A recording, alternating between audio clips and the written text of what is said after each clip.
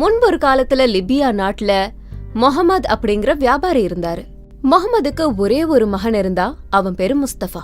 முஸ்தபாவோட அம்மா சின்ன வயசுல இறந்ததுனால அவனை ரொம்ப செல்லமா வளர்த்தாரு முகமது. முஸ்தபாவுக்கு கஷ்டம்னா என்னன்னே தெரியாதபடி அவனை வளர்த்தாரு முகமது. அவன் என்ன கேக்குறானோ அத ஒரு நிமிஷத்துல வாங்கிட்டு வந்து கொடுத்துருவாரு. முஸ்தபாவோட சந்தோஷத்தை தவிர முகமதுக்கு வேற எதுவும் பெருசா தெரியல. கொஞ்ச நாள்லயே முகமதுக்கு உடம்பு சரியாம போனதால படுத்த படுக்கை ஆயிட்டாரு. அவரோட கடைசி காலத்துல தன்னோட மகனை கூப்பிட்டு, மகனே, நீ தொட்ட எல்லாமே தங்கமாகணும்னு நான் உன்னை ஆசீர்வாதம் பண்றேன். கடைசியில நீ மண்ண தொட்டா கூட அது பொன்னா மாறும் அப்படின்னு ஆசீர்வாதம் பண்ணி இறந்து போயிட்டாரு. கொஞ்ச நாள்லயே அப்பாவும் போனதுனால முஸ்தபா சோகமா ஆயிட்டான். அதுக்கப்புறம் முஸ்தபா தன்னோட அப்பா செய்த வியாபாரத்தையே செய்யலான்னு நினைச்சான். முஸ்தபாவுக்கு வியாபாரம் நல்ல கை கொடுத்தது. படிப்படியா உயர்ந்து முஸ்தபா நல்ல நிலைமைக்கு வந்தான். அதுக்கப்புறமா அவன் வீட்ல தங்க மழை தான் பொழிஞ்சுது. கொஞ்ச காலம் காசு சம்பாரிச்சதுக்கு அப்புறம் தன்னோட அப்பா மரண படுக்கையில அவனுக்கு வழங்கின ஆசிர்வாதம் ஞாபகம் வந்தது. அப்பா ஆசிர்வாதம் பண்ணதுனாலதான் தான் செய்த வேலைக்கு இவ்வளவு பணம் வந்தது அப்படிங்கிற அபிப்பிராயத்துக்கு அவன் வந்தான்.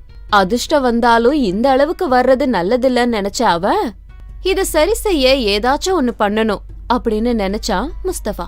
தன்னோட அதிர்ஷ்டத்தை குறைக்கணும் அப்படிங்கறதுக்காக உலகத்திலேயே விலை உயர்ந்த பேரிச்சம்பழத்தை வாங்கி அத குறைந்த விலைக்கு விக்கணும் அப்படின்னு அத வாங்கி எகிப்து நாட்டுல விக்கலான்னு கிளம்பி போனான். யாரோ ஒருத்தன் விலை உயர்ந்த பேரிச்சம்பழங்களை தன்னோட நாட்டுல குறைந்த விலைக்கு விக்கிறாங்கிற விஷயம் எகிப்து ராஜாக்கு தெரிஞ்சது. பேரிச்சம்பழம் ரொம்ப மலிவா கிடைக்கிற இந்த எகிப்து நாட்டிலேயே வந்து அத விக்கிற அந்த அதிமேதாவி யாரு அப்படின்னு ரொம்ப ஆச்சரியப்பட்ட அந்த ராஜா அவனை அழைச்சிட்டு வரும்படி தன்னோட சேவகர்கள் கிட்ட சொன்னாரு. அவங்க போய் முஸ்தபாவை அழைச்சிட்டு வந்து ராஜா முன்னாடி நிறுத்தினாங்க. நீ பாக்குறதுக்கு வெளியூர் ஆள் மாதிரி தெரியற. ஏதாவது வியாபாரம் பண்ணணும்னா லாபம் தர வியாபாரத்தை பண்ணணுமே தவிர இப்படி முட்டாள்தனமான வியாபாரத்தை செஞ்சு இருக்கிறதையும் ஏன் அழிக்க நினைக்கிற அப்படின்னு கேட்டாரு எகிப்து ராஜா. மகாராஜா, என்னோட அப்பா மரண படுக்கையில எனக்கு கொடுத்த ஆசிர்வாதத்தால நான் எவ்வளவு கேவலமா வியாபாரம் செஞ்சாலும் கூட என் வீட்ல தங்க மழைதான் பொழிஞ்சுது.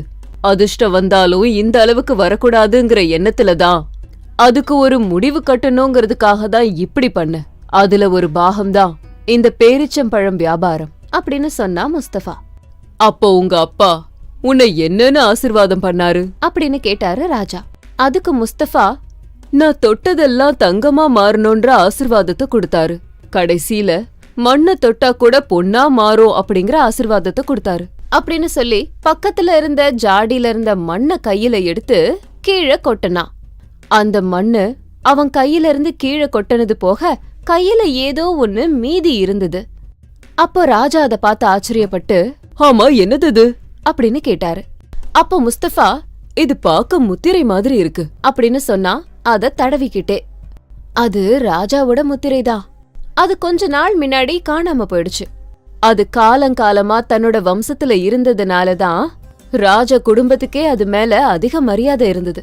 அதனாலதான் எகிப்து ராஜா அந்த முத்திரை கிடைக்கணுங்கிறதுனால ரொம்ப செலவு பண்ணி அத தேடினாரு. ஆனா அது கிடைக்கவே இல்ல. முஸ்தபா கிட்ட இருந்து அந்த முத்திரைய வாங்கி ரொம்ப சந்தோஷப்பட்டு, உன்னோட அப்பா ரொம்ப நல்ல மனிதர். அவர் உனக்கு கொடுத்த ஆசிர்வாதம் ரொம்ப அற்புதமானது. உன்னோட அதிர்ஷ்டத்தை யாராலையும் குறைக்கவே முடியாது அப்படின்னு சொன்னாரு. அதுக்கு பிறகு முஸ்தபாவுக்கு தன்னோட மகளையே திருமணம் செய்து வைத்தாரு. அந்த நாட்டிலேயே முஸ்தபா எகிப்து நாட்டுக்கே ராஜாவானா. பெற்ற அம்மா அப்பாவோட ஆசிர்வாதம் குழந்தைங்கள உயர்ந்த இடத்துக்கு கொண்டு போகும். இதுக்கு உதாரணமா முஸ்தபாவோட வாழ்க்கையதான் எகிப்து நாட்டுல இருந்த மக்கள் எல்லாரும் சொல்லிக்கிட்டு இருந்தாங்க. Please watch and subscribe to our channel and don't forget to tap the bell icon.